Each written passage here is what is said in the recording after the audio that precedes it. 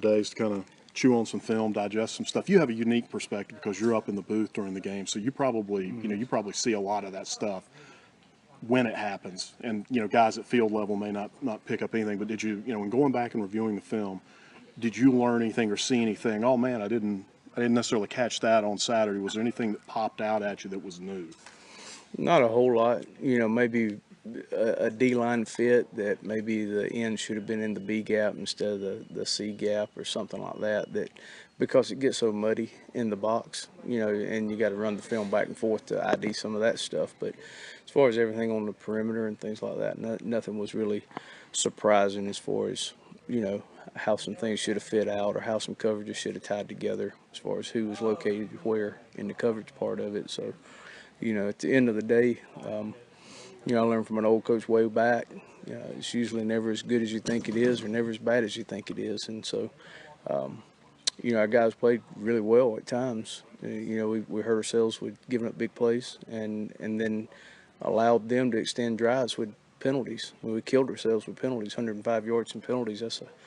That's the length of a football field. That's 10 first downs. So at the end of the day, you give somebody 10 first downs free with 105 yards, then you don't give yourself a chance to win.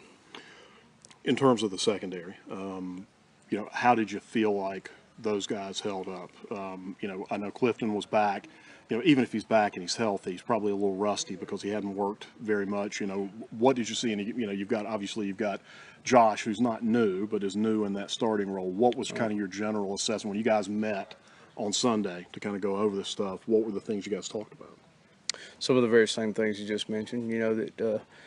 Ducks played a ton of snaps, but he missed so much of camp. With his hamstring that he was a little rusty, a little cautious at times as far as opening up and hitting the gas, just protecting himself with his hamstring a little bit, and just some of the little the fits or the coverage adjustments and the way we tweak things at time based on spacing or formation sets, so some of that was a little rusty. Josh had some poor tackling. Would like to have seen him, tackle with his pads out a little bit better. That's certainly the most snaps he's ever played in a game because he's been that third guy coming off the bench and been in our dime package or sub package stuff. So he's usually a 25 to 28 snap guy, and then he goes to about a 58 snap guy. So I thought fatigue set in a little bit with Josh personally, with him. But then some of the guys that came in off the bench, played well. I thought Des Franklin, really showed up. AJ played like AJ, 11 tackles, half tackle for loss.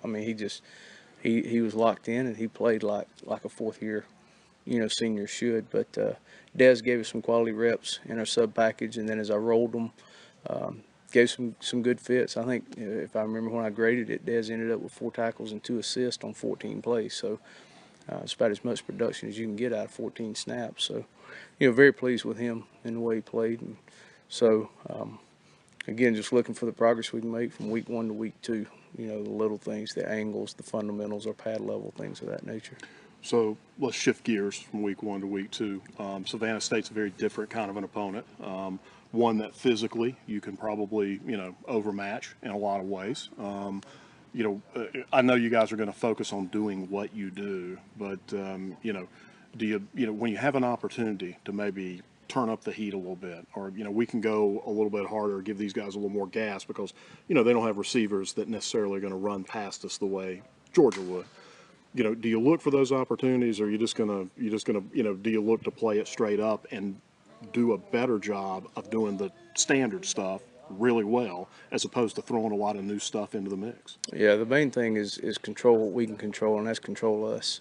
The mistakes that we made Saturday are easily controllable and correctable, and so that's been our main focus in our meetings. Sunday, today is get better at us. Our angles, our tackling, our leverage points, playing the deep balls, all those little things, regardless of who is on the other side. We can't control who we play. Savannah State's a good football team. they've got talented players. I'm familiar with some of their names, being from, recruiting the Georgia area. So it's not like, they're the school for deaf and blind that's going to come in here. They're going to have some good players, and they can make plays. And when you look through their scores last year, I mean, they scored some points in different games. So our focus is not necessarily them as much as it is us and being better at who we are and seeing significant progress from us fundamentally, week 1 to week 2. In terms of your rotation, we're going to see the same guys, or do you have some competition going on for reps right now?